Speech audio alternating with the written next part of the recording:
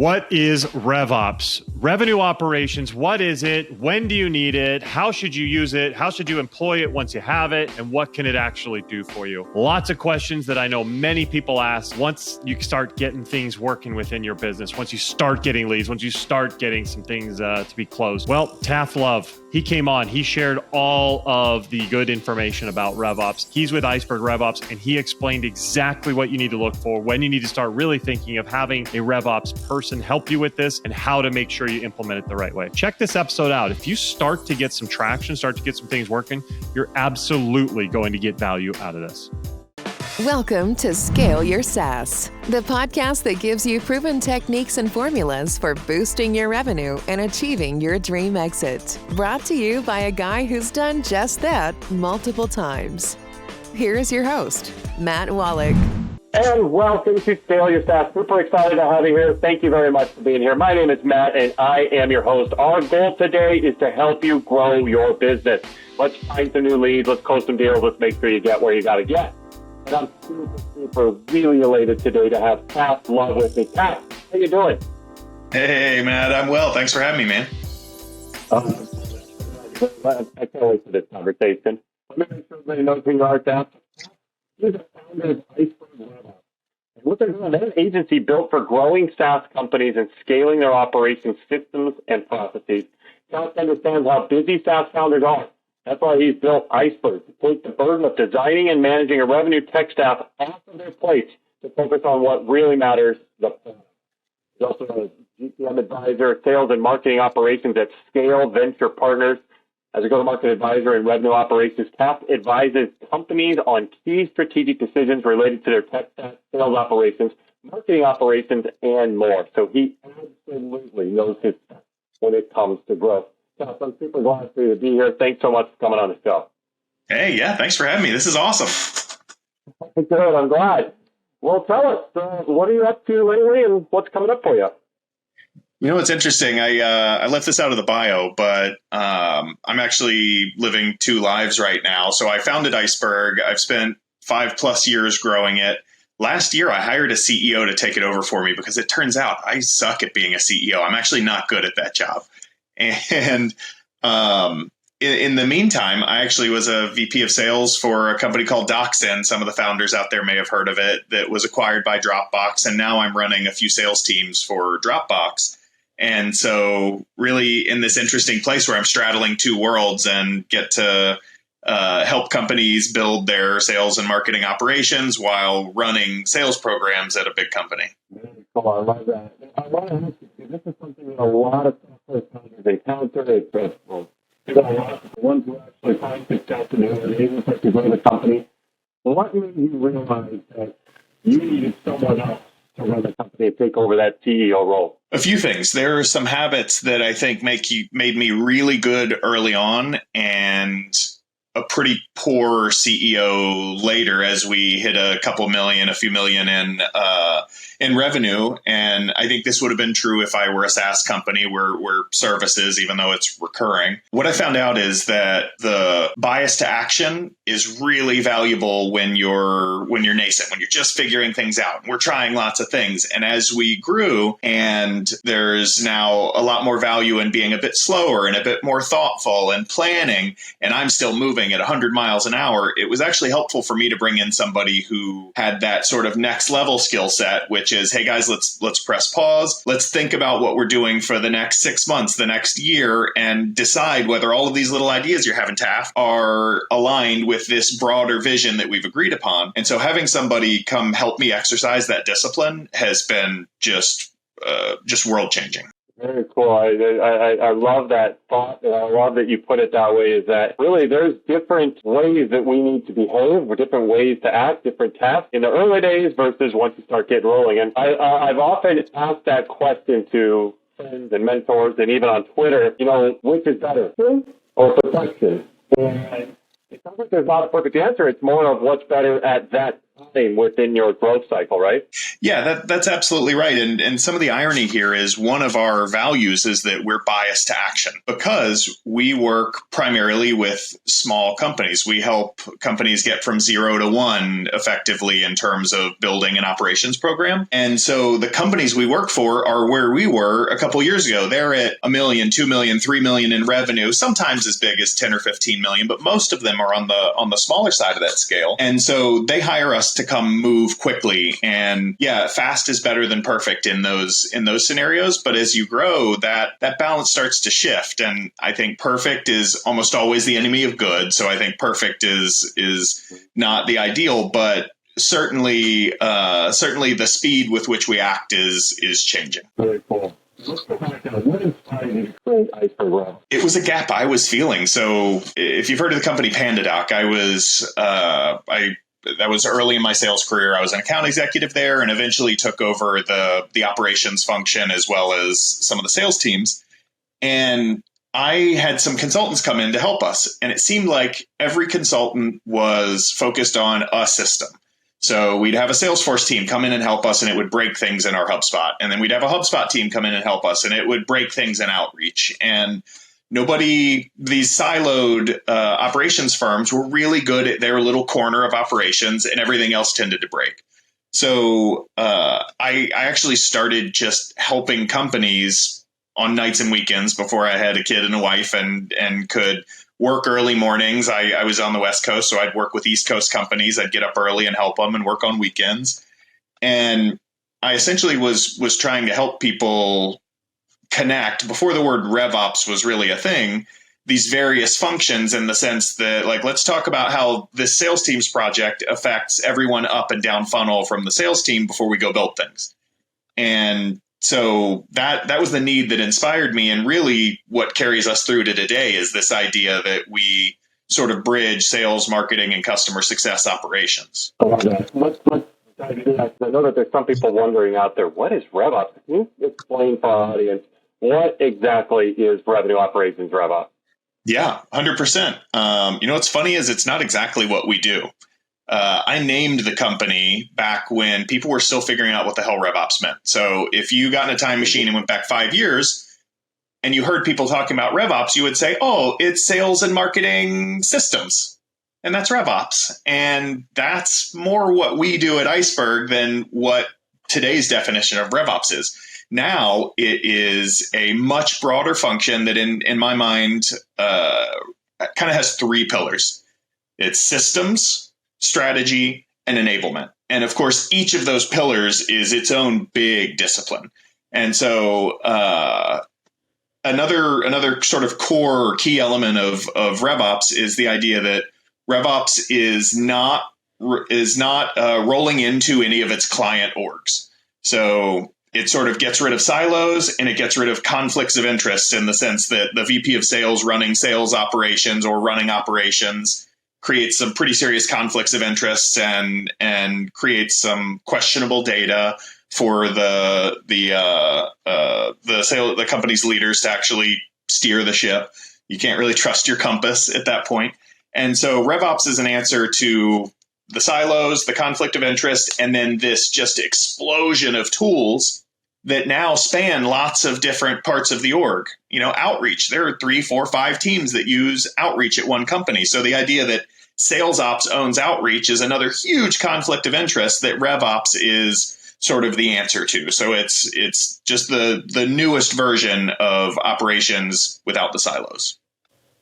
Okay, that makes sense. Thank you. So if somebody says, okay, well, we need this, what would you say are the pros and cons of we're going to hire somebody in-house to kind of make sure that this happens, or we're going to go with an agency, somebody who does this for a lot of people? So this is a really important question to ask yourself. And almost every company we talk to at Iceberg, they'll submit a form and we'll call them. And the first thing they'll say is, look, we're hiring this role, but maybe you can help us for a couple months. And often we stay with them. Our average is 14 months right now. And so what happens is these smaller companies figure out that qualified RevOps is really expensive at that size. I talked to a CEO the other day who said I'm spending $1 million on a RevOps team, and I'm actually a year, and I'm actually not sure they have the level of qualification we need. And so cost is huge. If you don't have the resources to actually develop people, you have to hire senior people, and most companies don't. Smaller companies especially don't have RevOps in-house. Now, as you grow, that switches. So once you get your Series B and C, and you can afford a RevOps team, as soon as you can actually afford them and keep them busy, you should hire them in-house. So I built Iceberg to be a bridge, not a forever solution. And again, we don't really do RevOps in the true sense of the word. So RevOps is something that's much bigger than any like systems implementer can do for you. And so as soon as you're able to hire it, the pros definitely outweigh the cons for owning it internally, developing that institutional knowledge, keeping it, not having the risk that comes with a vendor once you're sort of out of that growth stage. Makes a lot of sense. So what are some of the challenges that if a business says, okay, we want to implement this, what are some of the challenges that they're facing? What are some of the mistakes that they might make? Yeah, so a lot of the challenges are just nothing works. And I mean that you talk to sales leaders and they'll say, like, I don't even have the data I need to make decisions, and we don't really have process. And so the first time you hire RevOps, it's usually to address this Wild West thing where, I know marketing is creating leads. I don't know what sales is really doing with them. And the common thread across all these complaints is visibility. I can't run my business by feel anymore. We're too big for that, but I don't know what's going on in my business. I used to tell founders, hey, go ask your VP of marketing how many leads they created last month. Now go ask your VP of sales how many leads they got last month, and don't tell them that you just asked the other one. And if that number doesn't match, call me back. And, it's kind of a silly thing to say, but it's a good proxy for like, hey, you don't have systems in place that are actually going to enable you to get to the next level, make the most of your inbound or build quality outbound pipeline, and even know when you have pipeline. Have you defined pipeline? Those are a lot of the like questions that people who hire Iceberg are thinking about. And then there are, as you grow bigger, it's different challenges. There are other firms like your Go Nimblys out there that do what we do for small companies, but for much larger companies and a more fenced in project. We're struggling because our reps can't create order forms quickly and easily, and we need the Salesforce to talk to our accounting system. So can somebody spend the next 6 months making CPQ work perfectly for us? And so there's like another level above us that helps with that. But where we're usually focused is, the sort of nascent company scaling problems. Got it. So at what point did you realize, okay, well, we need to do this? I mean, one of the things you brought up is something that happened a lot. As the company starts to grow, sales and marketing start to get at odds with each other. And Yes. I had Dan Tyler on the show, one of the HubSpot leaders, and he has his word marketing to try to merge them because as a leader, you should make sure that, of course, you talked about silos earlier, you don't want the silos. You don't want people kind of working independently and having different numbers to what they think the lead count was. So is RevOps an answer to try and get sales and marketing to stop clashing and to start working together? Is that the way to do it? Yeah, I think that's a big part of the answer. And so to sales, marketing, customer success, sort of across your business, when you reach a point where you realize a few things are true. I don't trust my data, or my data is incomplete, or whatever. Your data is untrustworthy for some reason. I don't know the path to fixing that quickly, and I need somebody to own this. Like when those three things are true, because data is a good proxy for a lot of other things. If your data is bad, that probably is a good indicator that you're lacking process. That's probably a good indicator that there's an enablement issue. And so, reporting is sort of a good proxy for how everything else is working. And as soon as you stop trusting it, that's the time to start thinking about having someone own it. Whether you call it RevOps or something else, having a single throat to choke, with the goal of getting you the data you need to run your business is like the point at which, the point at which you decide that is the case is probably when you should start considering looking into RevOps either internally or through an agency. Okay, that makes sense. And so what are some of the key metrics that a business should be tracking in order to optimize their revenue operations? Yeah. So we generally come in after board meetings. Somebody has a rough board meeting where their board doesn't trust the data or they're not confident in it or whatever. It's a bad board meeting. So some of the things we're often brought in to answer are really simple. What is our ARR right now?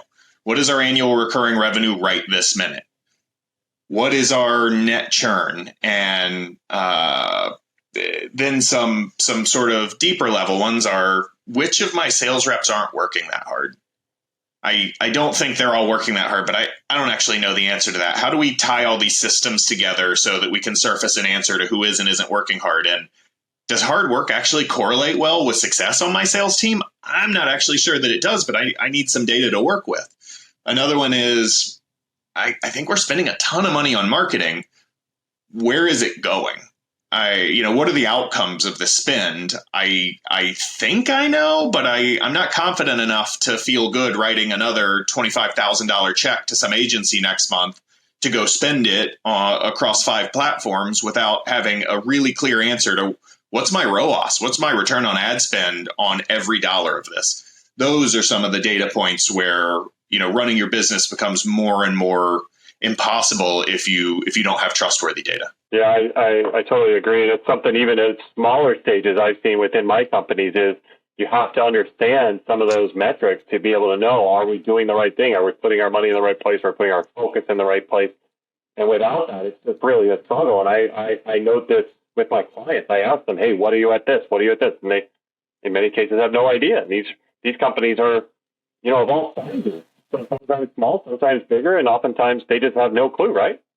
That's 100% right. And before 6 or 8 months ago, I think you could sort of get away with a lot of that because the money in the bank is not burning down too fast. But as of 2023, the rules of physics apply again, even if you took around and have some money to spend. And so it is even more critical than it has been the last few years to have a pretty clear understanding of the return on all of your spend. Yeah, I totally agree. So when you work with somebody, how can you ensure your clients are able to sustain these improvements that you've made with the revenue operations over the long term? And they don't just kind of do them and they fall off. How do you keep that going? It's a really good question. So first, I want to challenge the premise with the idea that RevOps and really all of operations should be an iterative process. There is nothing we're going to do today that will last through the next 5 years, and we have to accept that. We have to understand it, and we have to build for today's problems and know that we're going to keep adjusting. The trick is to have people who can help you think around corners and make sure that the today solution doesn't fail tomorrow. And so the first is bringing people to the table who have the answers to the test. There is nothing more valuable than bringing in somebody who can say, look, I've worked with 50 companies that look a lot like you. I know you're special in these key ways, but I've done this thing before. You're asking me what your ARR is. I know exactly how to go do that. So you need that person at the table. Even if you're a brilliant engineer who's built an amazing product that's changing the world, if you don't have the answers to that test, the time it takes you to figure it out, and sure, you could toil and figure it out and eventually get it right, but that time is so expensive. So yeah, that's the first thing is like bring in people, and it can be in-house too. It doesn't have to be an agency, but bring in someone who knows the answers to the test. I love it. I mean, I think that's always a great piece of advice for somebody who's running a company is find somebody who knows the answers, who's already been there, done that, who understands it. That's why a lot of people come to me that I've been through it and they say, hey, Matt, what about this? How are we going to do that? And it's cool that I'm able to share my experience that I've had with other clients so that they're able to get through it. Same thing when people come to you, you've been through this many times. I think that's the key to business is don't try and figure everything out on your own. You may eventually figure it out, but it's going to take you a long time and probably cost you a lot of money. Much better to just go with the answers to the test and rest on from there. I love it. 100%. With all that being said, what advice would you have for software founders, software leaders who are just starting out right now? Well, if you're just starting out right now, I in some ways envy you. I think you're starting out at a time when it's really hard to be successful, and you've probably gotten funding, or hopefully you've got enough traction that you're going to make it. And so envious of the people who are getting their start now, which sounds crazy. But my advice would be, first, keep it simple. I don't know how many times I'm going to come at this from an operational point of view. Don't operationalize everything early. Not everything has to scale. It's okay to keep things simple.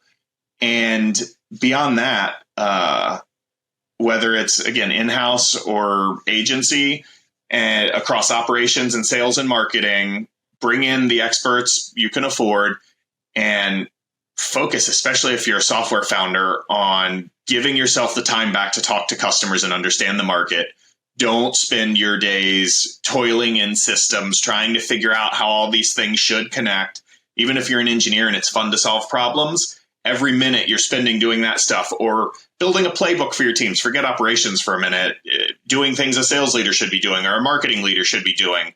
Every minute you're spending doing those things is a minute you're not out talking to customers, understanding what they need, figuring out how to get your business to the next level. So operations aside, bring in experts, just as you've said, who know the answers, and give yourself the time back to go build a great business, not to work in it. I love it. Super awesome advice. I hope everybody takes you up on that. This has been a lot of fun, Taft, and I want to make sure that people get to know a little bit more about you and Iceberg. What's the best way for them to learn about you and Iceberg? Well, icebergops.com. Go check out our website. There's a lot of information on us and how we work. My LinkedIn is there, and write me. I try to respond to everybody that reaches out to me. I'm always happy to give somebody half an hour and talk through a problem you're having. You don't have to pay us to just get an answer to a quick question you have. I love talking to founders out there. So reach out to me directly if you like. I love that. We'll put all that into the show notes so everybody's got it. But great. Thanks so much for coming on and sharing all your wisdom. Yeah, Matt, thanks so much, man. I appreciate it. Likewise. And everybody else out there, make sure that you're subscribed. You do not want to miss on any other upcoming leaders like Taft sharing their genius. So hit that subscribe button right now. And we're looking for reviews. So if you think that this is helpful, if you think this is good and you're learning stuff, definitely give us a review. That would really help us out. Thanks for coming. We'll see you next time. Take care. Thanks for listening to Scale Your SaaS. For more help on finding great leads and closing more deals, go to mattwolach.com.